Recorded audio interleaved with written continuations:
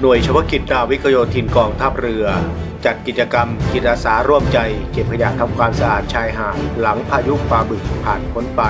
นาวาเอกดร.นิรัตน์ ทากุลเรือผู้บังคับหน่วยเฉพาะกิจนาวิกโยธินกองทัพเรือเป็นประธานเปิดกิจกรรมจิตอาสาร่วมใจเก็บขยะทำความสะอาดชายหาดหลังพายุปลาบึกผ่านพ้นไป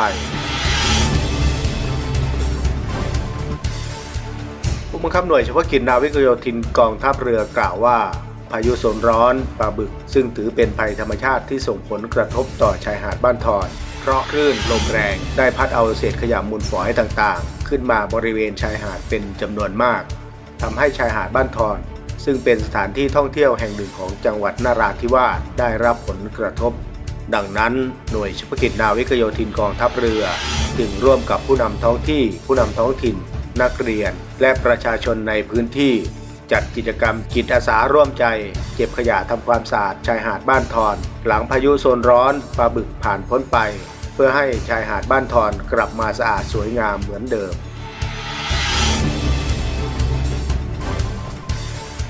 วาตภัยหรือภัยทางทะเลเหล่านี้ได้ผ่านพ้นไปผมเชื่อแน่เหลือเกินว่าภัยต่างๆเหล่านี้จะนำมาซึ่งความรักความสามัคคีก็คือพวกเราได้มาร่วมกันบำเพ็ญประโยชน์บริเวณชายหาดบ้านทอนของเราหาดแห่งนี้เป็นเหมือนสมบัติที่ธรรมชาติได้มอบให้พวกเราชาวบ้านทอนเพราะฉะนั้นขยะที่มากับพายุไต้ฝุ่นปลาบึกหลังจากนี้เราจะมาร่วมกันทำความสะอาดจิตอาสา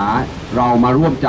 ร่วมพลังร่วมความสามัคคีในการทำหาดแห่งนี้ให้เป็นหาดที่สะอาดน่าอยู่น่าอาศัยคนอื่นที่มาเห็นจะได้เห็นความสะอาดความงดงามบริเวณหาดบ้านทอนขึ้นชื่อว่าเป็นหาดที่สวยงามอยู่แล้วเราจะต้องช่วยกันรักษาความสวยงามธรรมชาติที่งดงามเพราะฉะนั้นสิ่งที่เราทำวันนี้ฝากน้องๆหนูๆโรงเรียนบ้านทอนน้องๆเยาวชนนะครับเราจะต้องช่วยกันรักษาความสวยงามธรรมชาติที่งดงามทางค่ายจุฬาภรณ์ก็ได้มาช่วยกันวันนี้ร่วมกับพี่น้องทุกคนชายหาดบ้านทอนเป็นแหล่งท่องเที่ยวที่เงียบสงบสวยงามและเป็นแหล่งผลิตเรือกอและซึ่งเป็นสัญลักษณ์อันโด่งดังของเมืองนราธิวาสที่หลายๆคนรู้จักในแต่ละปีมีนักท่องเที่ยวมาเที่ยวชมชายหาดบ้านทอนเป็นจำนวนมากพันจ่าเอกสุภชัย พนมพันธ์รายงาน